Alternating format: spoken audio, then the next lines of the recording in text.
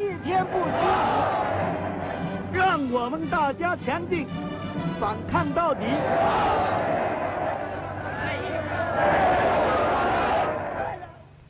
But the Chinese knew that the will to resist was not by itself enough. They knew that China must develop the power to resist also. And this cannot be created in an instant. So they too made a plan. And it was this. They would slowly yield territory, piece by piece, while they developed the power and built the weapons to rid the land of its invaders. The industrial strength of China must be moved to the west, beyond the mountains, beyond the railroad lines, beyond the lines of communication. There, safe from enemy attacks, they might produce the rifles and guns that China so tragically needed. Thus, China would trade space for time. Space for time. Blow up the roads.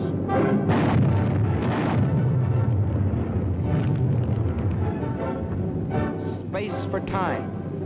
Scorch the earth.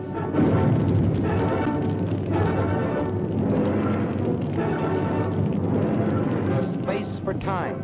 Blow up the factory buildings. Leave nothing for the invaders. And then the people rose and moved, riding, walking, crawling.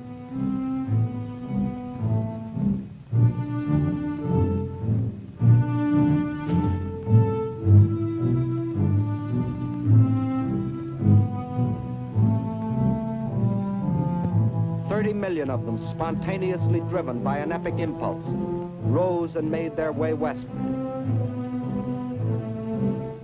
The earth teeming with them, moving westward on a trek that stretched through 2,000 miles of roadless wilderness. Thus the world witnessed one of the most amazing spectacles in human history, the greatest mass migration ever recorded. Whatever could be of use and could be moved, the Chinese took with them on a Homeric journey. Their libraries, their schools, their hospitals, all dismantled and carted away. The machinery from over 1,000 factories, weighing over 300 million pounds, was moved away in trucks and ox carts and on their backs, 2,000 miles away, 2,000 miles westward. Wherever they could, they gathered along the few remaining railroads, waiting, hoping for some chance to ride part of the way toward their westward goal. And when they had packed the last train with the last ounce of humanity and machinery, the tracks themselves were taken up, rail by rail, tie by tie, to be transported westward, to leave nothing for the enemy.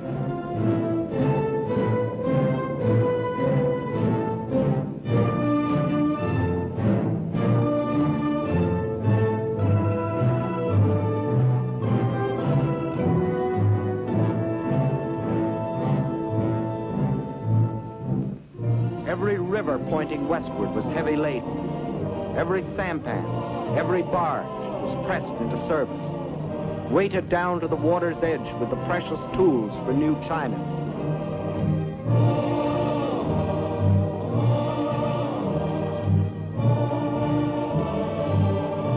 Nothing could stop them, not even the rivers that narrowed into mountain gorges. Westward with their loads of machinery, more precious than gold.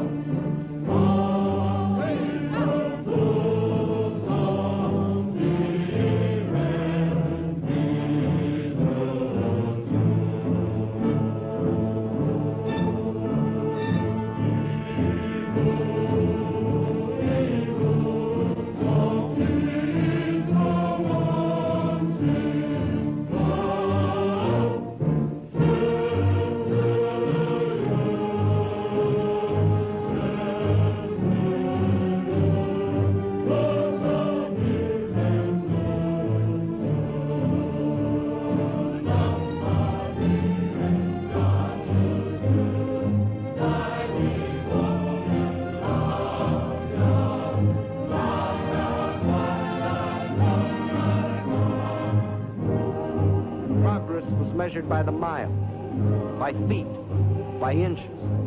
The trail they broke was moistened every step of the way by their sweat. Where there were no trains, no boats, no ox carts, there were still willing hands and willing feet and straining backs. 30 million people moving westward. Westward from the invader. Westward from slavery and death. Westward to freedom.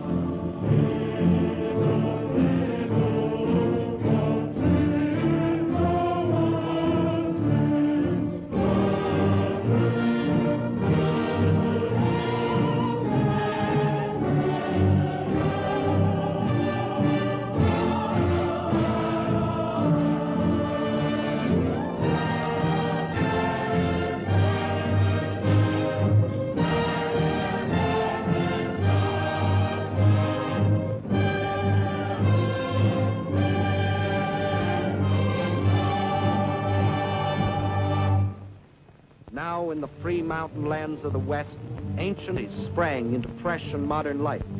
Chief of them all was the new capital of free China, Chungking.